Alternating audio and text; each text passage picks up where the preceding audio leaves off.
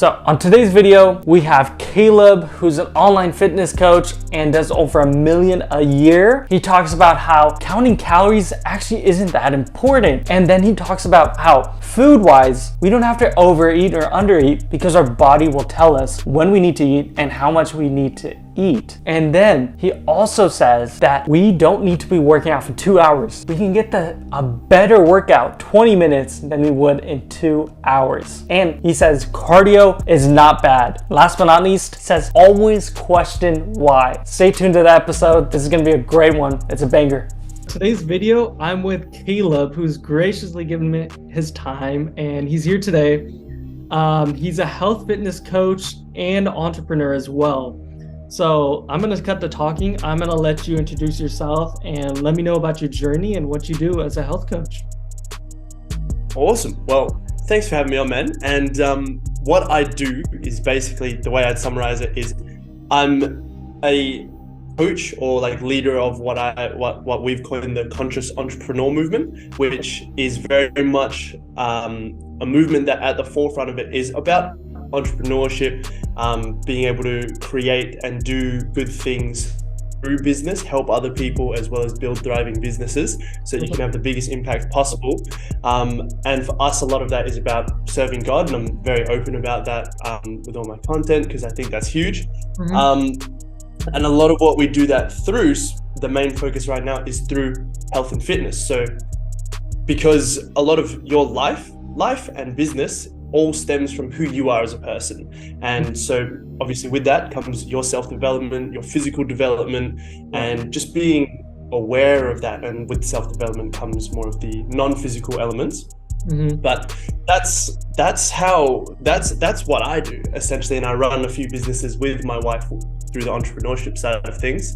And my journey is basically, I just have always enjoyed being really physical. And I got like into more so like weight training and that when I was in high school. Some of my friends ditched me because they all got girlfriends, like my close friendship circle. So I was like, I'm just gonna weight train at home in the garage then. And I really enjoyed it. Like they're cool guys. I was just upset. But just kind of plunged into that more self-development. And just as the years went by, wanted to be a physio, got into personal training because I didn't get into physio straight out of high school, but I wanted to do physiotherapy, martial arts, and personal training long term. But didn't get into that, got into sports science because the uni that I went to said that I could go through sports science to get into physio. Did sports science, got into personal training with that as well, and then got into physio and was like, after a year, I was like, nah, this isn't really for me. I prefer this kind of thing, like what we're doing now. And yeah, really, things really kicked off business-wise, and that more so when I met my wife, my now wife, just like 2.5 years ago or so. So we first met, and just basically I challenged her a lot with her thoughts on the world, and then as she grew into that, she started to challenge me more about my thoughts with business, because I've always wanted to have an impact. I think most people do, like help the world in some capacity, improve the space that you're in, or at least I think most people want to do that. And she just kind of challenged me to be like, okay, what if you did it this way, or like what if you thought even bigger and like did it sooner? And I was like, oh, all right. And then we started being in business together. She pushed me into, or sold me, she likes to say, on online coaching, and she did, and then into more of the business side of things. So that's why we do that together. And that's a little spiel on, that's me. That was quite a lot, but yeah. Yeah, it sounds good. I think we'll dive into everything slowly over this interview. You said you got into weight training in high school. So like, were you one of those guys who was like, you know, skinny fat, or just had no muscle, or how was that transition? How'd you get to that nice body you have now? Thanks, man. So I've always grown up as like not skinny fat, just a skinnier guy. So like what most people would call a hard gainer, that kind of thing. Just a skinny guy who always struggled to put on a bit more muscle. And it was mainly through martial arts that I got more, like, you don't get super big from doing martial arts stuff, but I got interested in being able to do push-ups, that kind of thing. Like one day we were told to do 50 push-ups and I couldn't do it. So I spent the whole class, and even after class, I just stayed back, and I was like struggling to get them out. But I was like, I'm never going to get stuck again doing this. I was just like, I refuse. Like next time I come back, I'm going to be able to do 50 push-ups. So just working on that day after day, and then started to put on a bit more muscle from doing that. Then got more interested in being focused with it with the gym. Oh, okay. So I kind of have a similar story. I remember in my PE class during like gym, we had weights training, and I used to be the weakest guy. I could barely do, I did 0 pull-ups, and I did like 30 push-ups. But then over a course of like 4 months, I worked at it every day.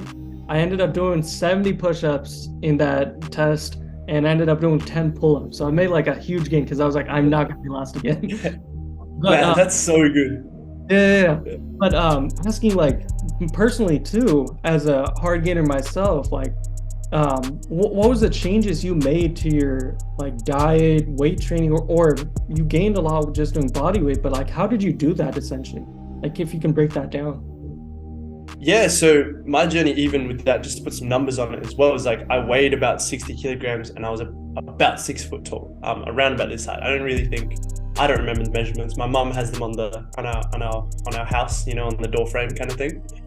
So I was a pretty skinny guy, and now I weigh about 100 kilograms. So it's like been a process to put on that weight, specifically more so muscle mass, because not too much utility in being unnecessarily obese or fat, especially health-wise.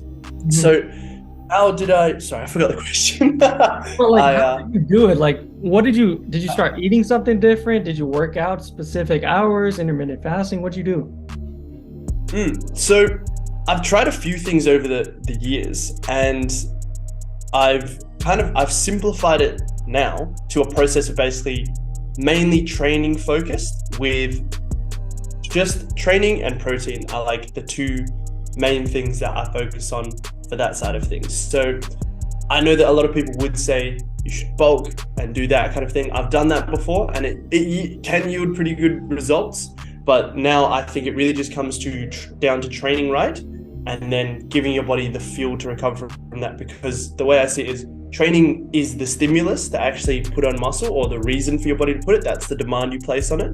And then you just give your body that fuel. Obviously, you don't only eat protein, not no protein. It's like you just go about eating what you normally eat. Focus on getting a good protein intake for your body weight, and then your body will just naturally put on the muscle that way. Give it the time, and if you get on top of just a few basic training principles, that stuff works like gangbusters. So like when I first started, I did like a bro split, the 5-day split kind of thing, with the gym membership that my mum got me, which initially I actually went out and bought some weights from Kmart because I didn't have a gym membership, so I was just doing it in the garage, just doing my thing. Went from the bro split to more of a 6-day split, and with that, the whole time I was trying to more so bulk up. So what that looked like, I would never do this again, but what that looked like at the time was like, because I was still in high school, I would wake up at 4 a.m. and drink a liter of milk, and then I go back to sleep, and then wake up at 6 a.m. and then drink another liter of milk. And like it was hit and miss, like 50-50. Sometimes I just throw it all up and be like, oh, what a waste. So yeah, because I struggle to keep down a lot of food.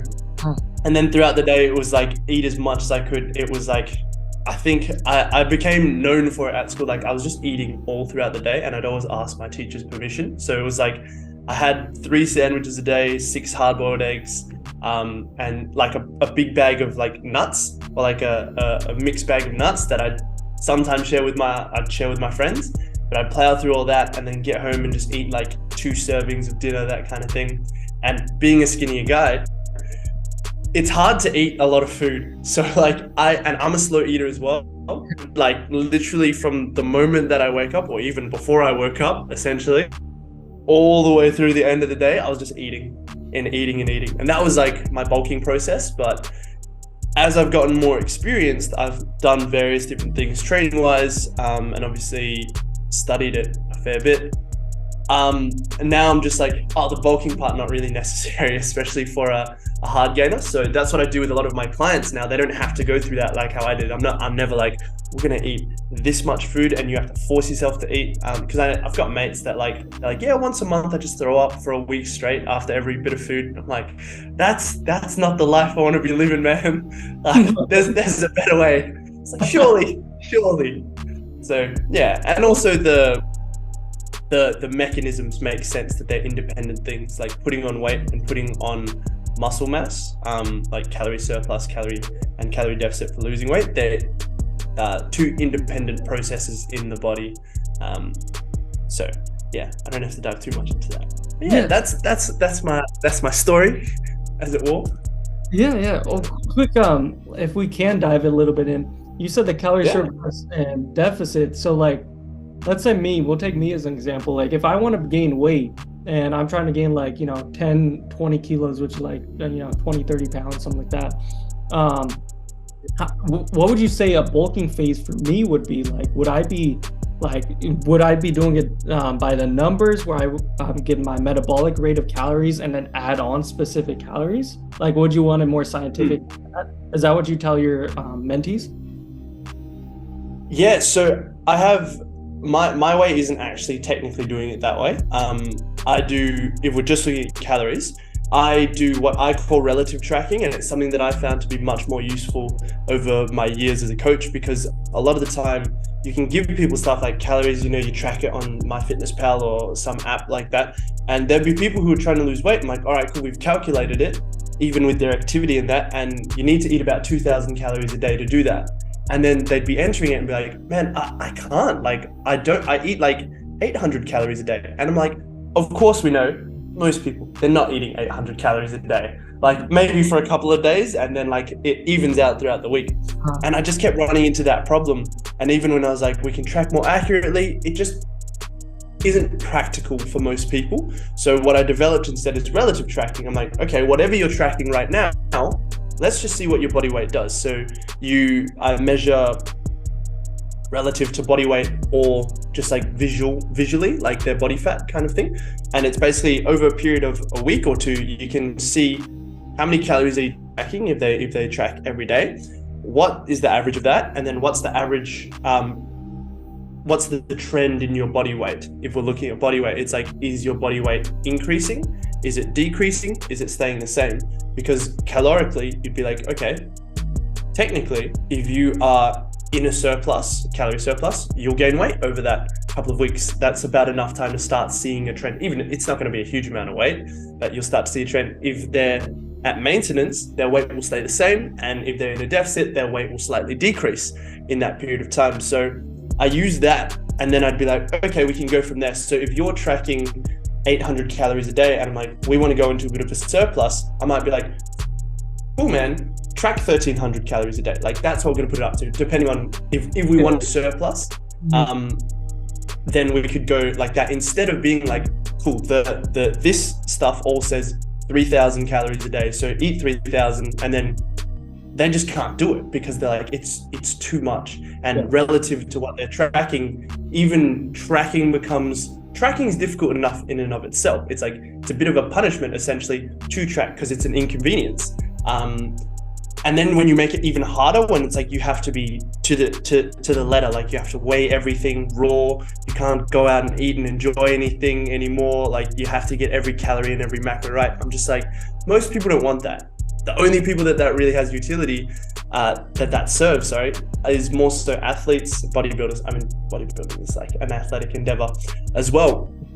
So that's the approach that I would use for if you wanted to gain that. But I'd also go back, and part of my coaching approach is finding out why and like clarifying. So it's like, okay, why do you want to gain 10, 20 kilograms?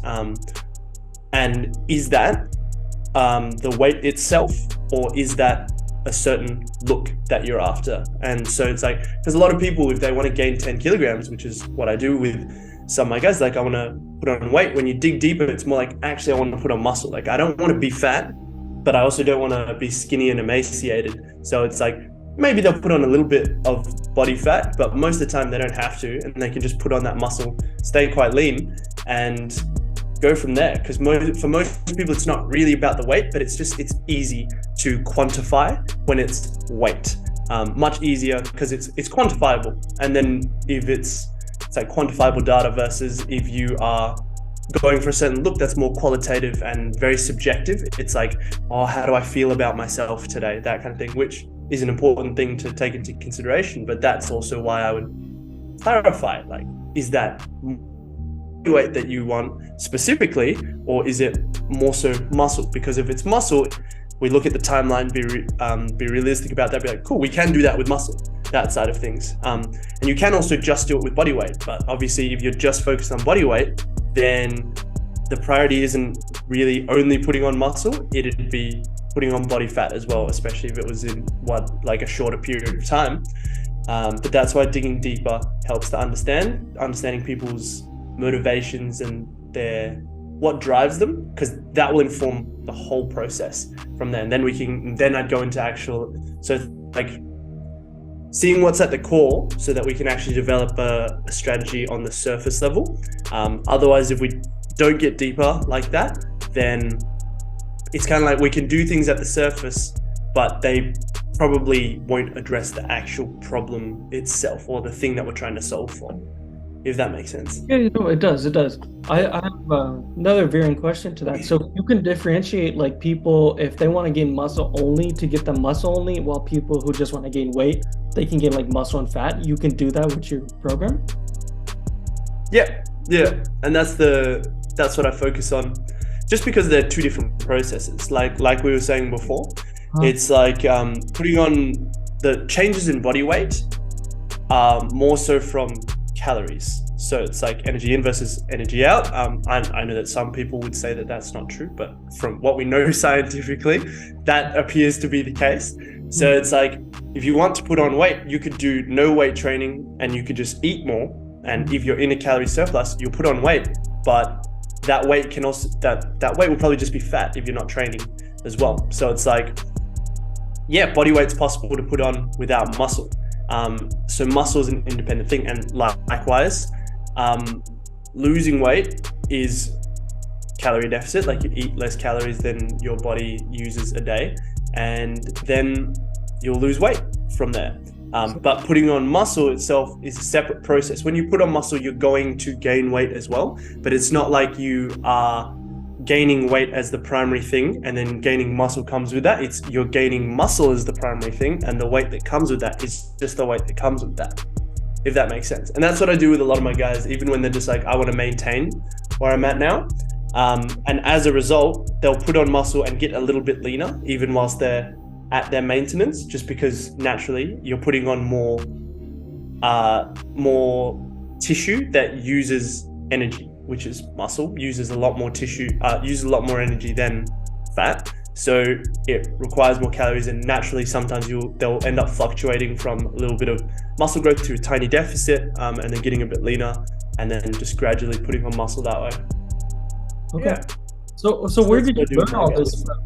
Did you learn this from like your own experience, or did you like study into this, or what? I'll be honest, like, of course there are heaps of things that I could have heard stuff around the block. A lot of it has just come through thinking about these things. And obviously I'm very privileged to have a background of sports science.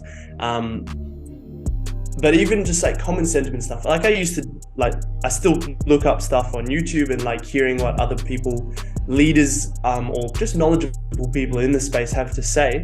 So it's a mix of thinking about things. So not just studying, because I think studying and thinking about things are two different things as well, but really thinking about knowledge that I'm taking in, the way things are done currently, and then combining that with my own experiences, and even thinking about, okay, why did this happen with this client? Why did this happen with me? Like, why did that happen to this on YouTube?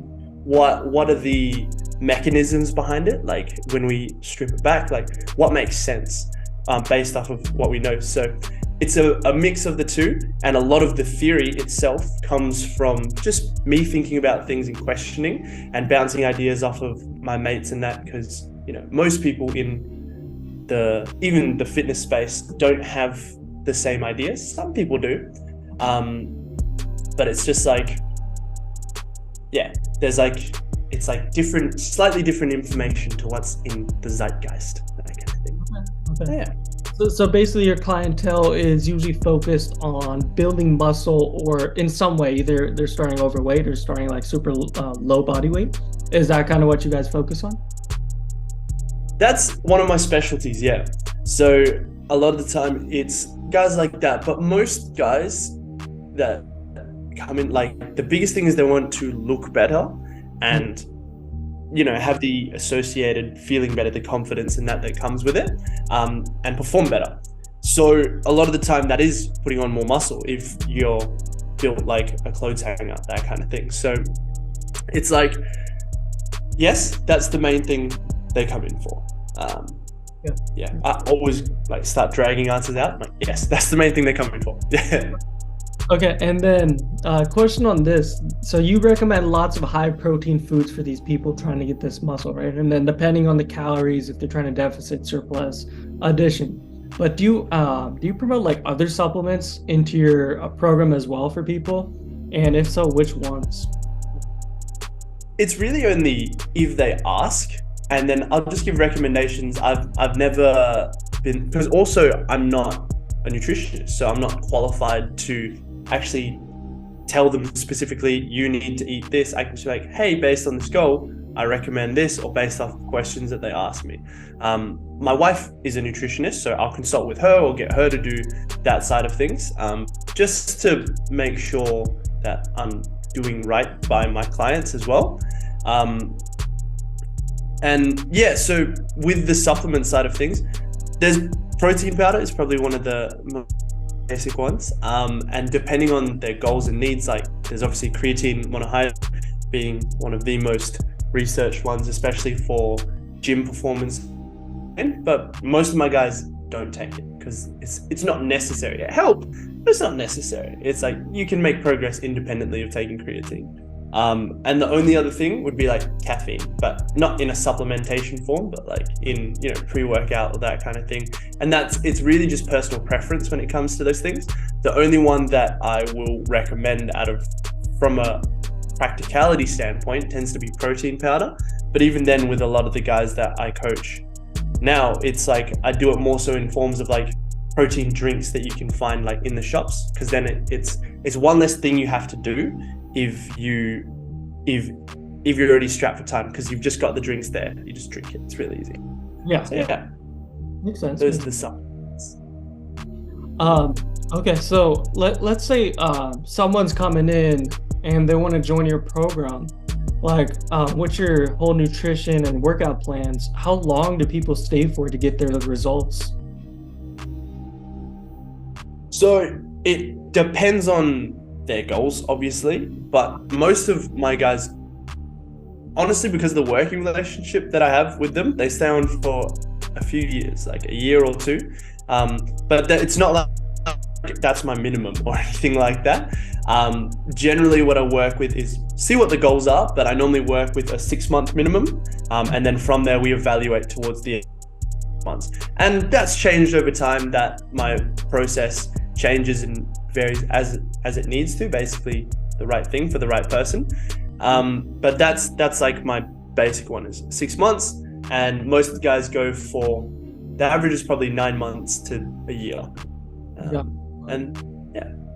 Okay. Yeah. One last question on the health side. So like whole like journey in health and fitness, what would you say are the most important things that you've learned, and like the keys to maintaining muscle, getting muscle, and even eating healthy? Like, what's your most important tips you think everyone can benefit from?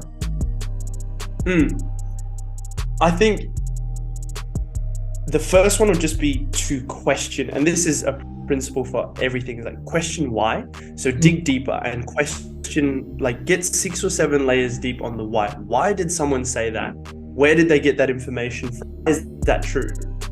Okay, what's the answer for that? And it's a bit more tedious, but it actually means you get to the root of things and you can make more of an informed decision for yourself with anything. And so even with anything that you want to do health and fitness wise, with that side of things. And one of the other things that I think is important to realize is like health and fitness is something that I see as like holistic and overall. So even foods that people would be like, oh, that's bad food, I can't have that, good food, I can't have that. It's like it all actually, instead of seeing things, well, this is more so, this adds to this point, is to see things not necessarily as good or bad, but more so on a scale of how they fit relative to your goals and health-wise.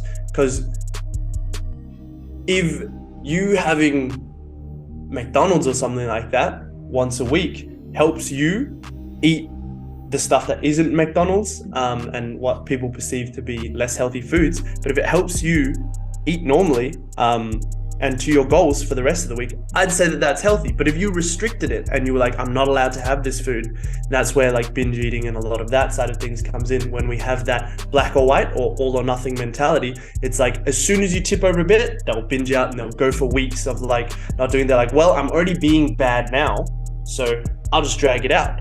And that's like, if you can make that switch from good and bad to just like, I prefer seeing them as a scale, then it's like different things will fit differently, but everything fits in there somewhere. And it's good to be able to enjoy yourself that way as well, because it's like, is it really healthy if you're stressing so much about it, about this thing that may only have like the smallest difference, or not even a difference when you look at the context, the overall context of things? You could be like, it's unhealthy in the context of what you have within an hour or a day, but in the span of 30, 40 years, probably not as much impact as we think, because health isn't purely independent on food. It's a factor, no doubt.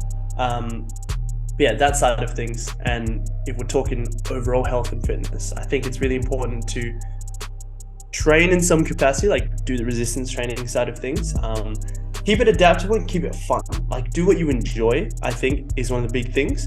So it's kind of like allow room for motivation, because a lot of people like, nah, stuff motivation or discipline. I'm like, they're both there.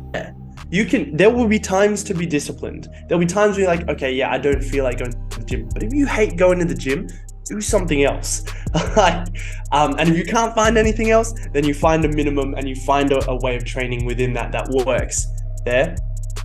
Health and that side of things. Just because it's like, everyone enjoys doing the same things. Most people, once they give it a good go, like, yeah, I actually enjoy this way more than I thought I would. But it's good to find stuff that you enjoy and just roll with it as well. If you're like, you know what, I actually feel like not going to the gym and playing football for the next 6 months instead, that's cool. You'll probably be able to do some strength and conditioning alongside that. But it's good to roll with what you enjoy. And if you're uncertain, then it's like you can just hit some of the basics. Resistance training and conditioning, training wise, would be the main ones. And then just have that be according to your goals. Yeah, I think those are my main ones. That's good. Thank you. So, are you a cardio type of guy or no? Do you promote cardio within your programs? Yeah, man. So it really depends on what the goal is as well. Because for myself, I enjoy cardio as well. Specifically in the form of like martial arts, going out, able to hit the bag, sparring with other guys, or like grappling, wrestling, that kind of thing. So I enjoy that. And so naturally you're going to do that. But really with any goal you have, it can fit in and help you. So whether it's sports performance is probably one of the most obvious ones. Cardio, yeah, go for it. Bulking or wanting to put on muscle, useful, yes. Helps with your recovery period in between sets and just your recovery and overall health.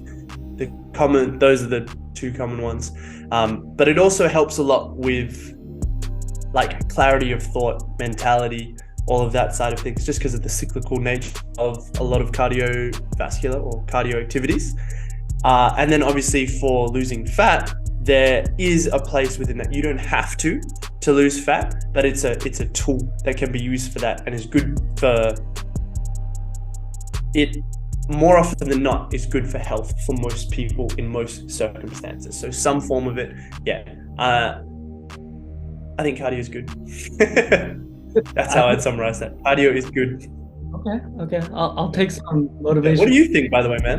From cardio? I don't know. I grew up with this coach in high school who was a Olympic trainer. So he like trained people for Olympics. And he used to always tell us that cardio was terrible for gains.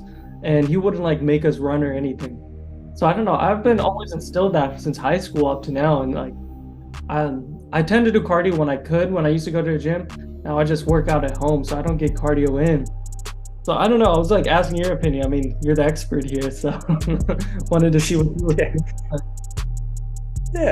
Yeah, man. I think that's a common sentiment that doesn't really make too much sense when you get down to the why. It's like, why do you say that? The biggest thing that it does is like it's only bad if it diminishes or takes away from the goal, really, or what you want to achieve.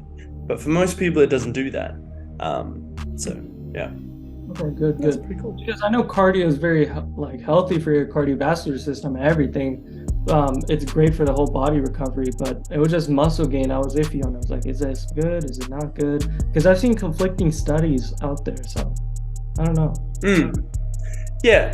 To be honest, I don't always keep up to date with studies. I just go theoretically and then anecdotally, as well as keep in touch with the study side of things. You see from time to time. results with your clients too, so I mean, you see actual. Okay. Yeah, man. So cardio definitely has a role, even with muscle gaining. If you were to look at like energy systems and conditioning, that kind of thing, it's like, in case anyone watching doesn't know, it's like more of your, it's like energy systems, like the energy that you use, they're all on a scale, really. And you've got your super endurance-based things, like your long distance stuff, which is considered more aerobic. And on the opposite end of the spectrum, you've got more anaerobic, or what are like sprinting type, or like power-based movements. And that's like very short periods of time. And the biggest thing there is like you're always using a mix of them based on whatever activity that you're doing. Like you're just using one, you'll emphasize one. But the biggest way that cardio helps, the way I like to put it, is it helps for, even with weight training, your recovery in between sets. And if you can recover in between sets better, then you're going to be able to weight train better, and you're going to be able to give your body a better stimulus to put on muscle.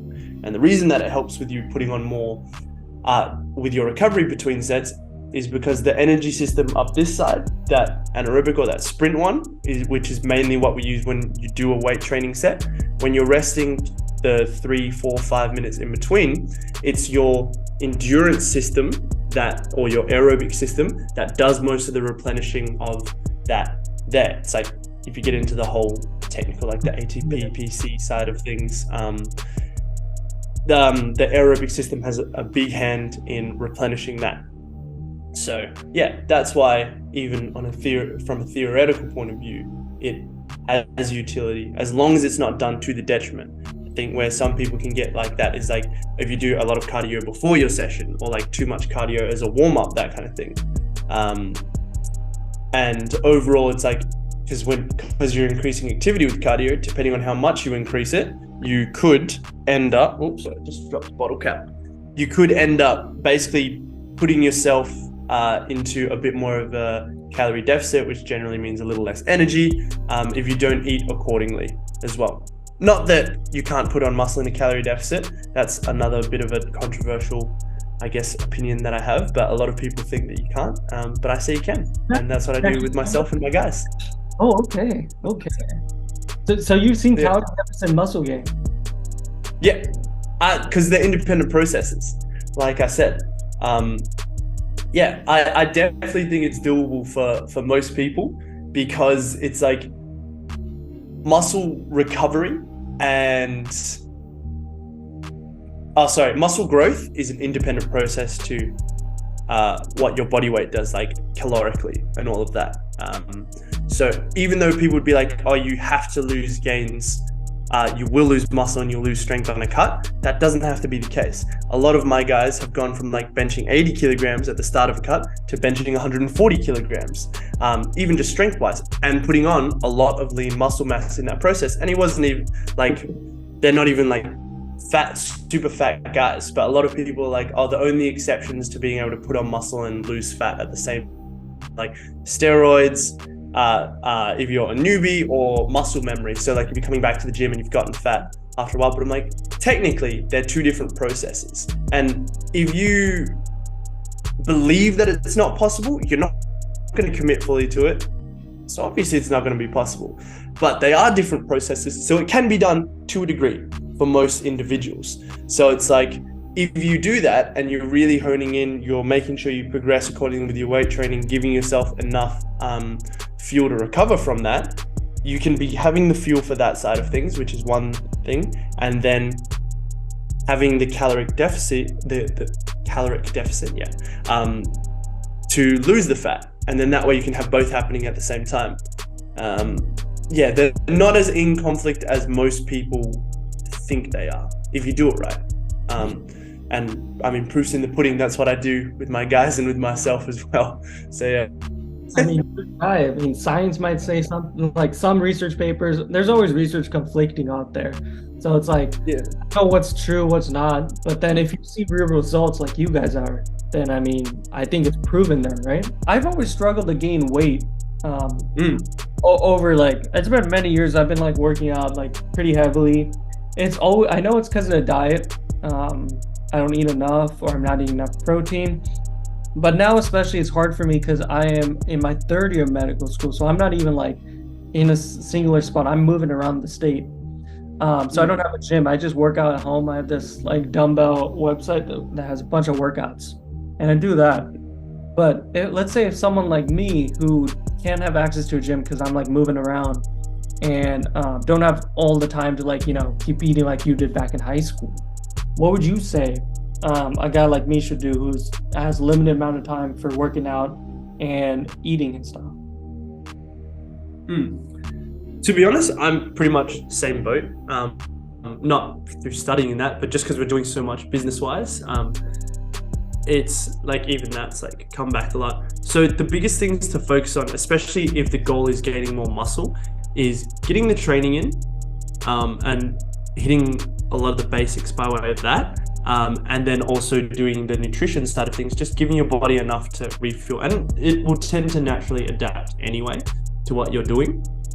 So the biggest thing would be training. I'd say priority would be training, because the nutrition is like your body will adapt for the most part to whatever demand you impose on it.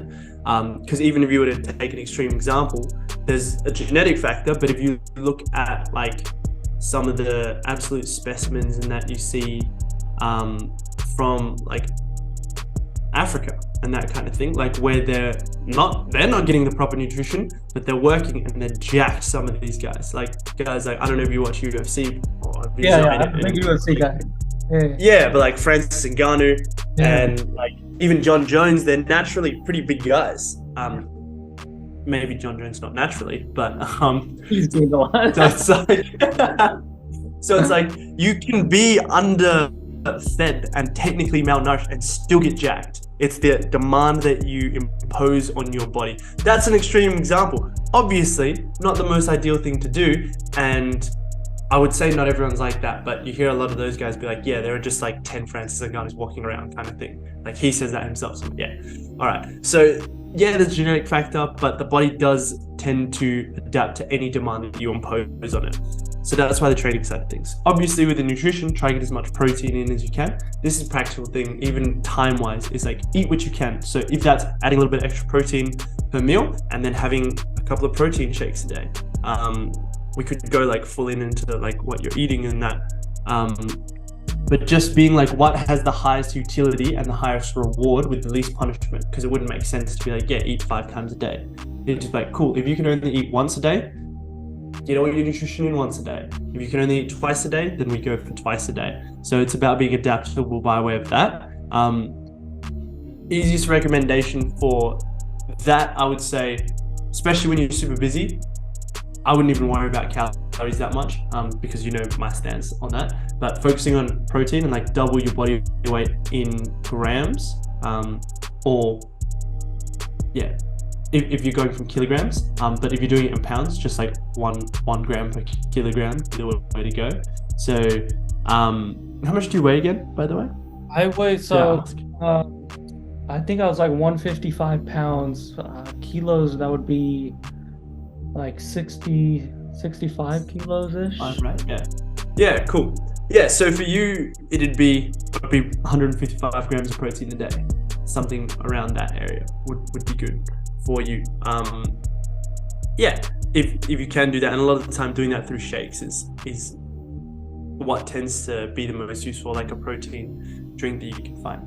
And then training wise, if you just focus on giving the demand, then it'll work. So depending on what you have, or regardless of what you have, you follow these principles. And it's basically like, put yourself in a position where all of your sets are stopped more so by your muscles, what I call maximum contractile capacity, like the most that it can do instead of fatigue. So put yourself in a position where that's more so the case. Do an adequate volume and like have a good intensity per set. That kind of feeds into the maximum contractile capacity, but also to progress every session. And that's one of my big proponents. Like I have kind of like labeled this principle like the 4X principle, which is like a general principle for training, but it covers those things. And one of the things is like having enough rest in between sets, so that you're not fatigued going from set to set. That was like what I covered first. But then also one of those, the four things is like PRing every session. And it kind of like, when you hear the whole thing, it makes a bit more sense. But it's like PR every session. So like that's where tracking and knowing what you've done last time comes in handy. So even if it was just push-ups, so say you did 50 push-ups today, that would mean next time, in a couple of days time, when you're recovered, 50 is your minimum, like your baseline. Your body can already do that. If you do 50 again, your body has no reason to put on more muscle because you haven't given it more of a stimulus to do that. If you did 51, it has to adapt to 51 push-ups worth of thing, and you will be able to do 51. So it's like, even that, obviously with push-ups, it's like you wouldn't normally go up by 1 rep, you might go up by 5 or 10, that kind of thing. And like you said, you've worked up to being able to do 70 before. Can you still do that, by the way? Because that's mad impressive. No, not any. I think last time I did like 50 is my max now, dude. I stopped doing like body weight for a while, so it's I feel that, bro. I'm kind of like same boat. Like it used to be more like 60, 70, that kind of thing, or even 80. But then it's like just focused more on the weight training. It's like there's a degree of like the endurance and that comes into play there. I think it so. was, Yeah, PR every session. Okay, PR. I see what you mean, because I'm a type of guy that likes having a schedule and doing the same thing so I can over time, like in studying, this works all the time, like doing the same amount of questions every day or something, it builds up over time. But the thing in working out, that doesn't work out because I'm doing the same weight, same reps, like all the time. I'm not pushing myself. And that's where I gotta get over it. And I gotta push myself every session, you're saying. Yeah, exactly. And even if you only had access, this is where like gyms are quite handy because you have access to even more weight. And then like you don't have to just do more reps or more sets. Most of the time you don't even need to do more sets. But if you could just do more reps with the same weight, that would be progressing in a form. So say you only had access to like a 10 kilogram dumbbell. If you could do 20 reps on one of the days, progressing to 25, 30, 40, 50, that kind of thing, that is going to force progression upon your body.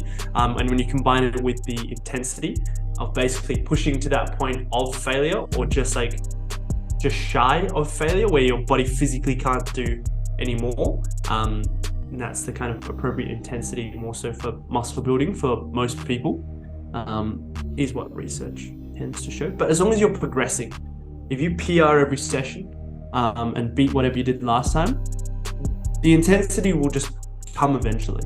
And that's why I kind of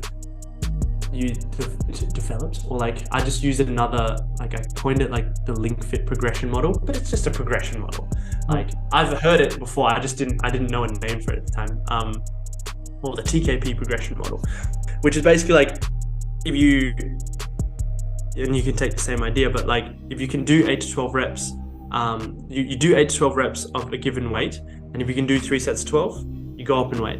until you can do 3 sets 12 again, and then you go up and weight again. And it's the easiest way to force the intensity, because eventually you won't be able to just go up and weight and do 12.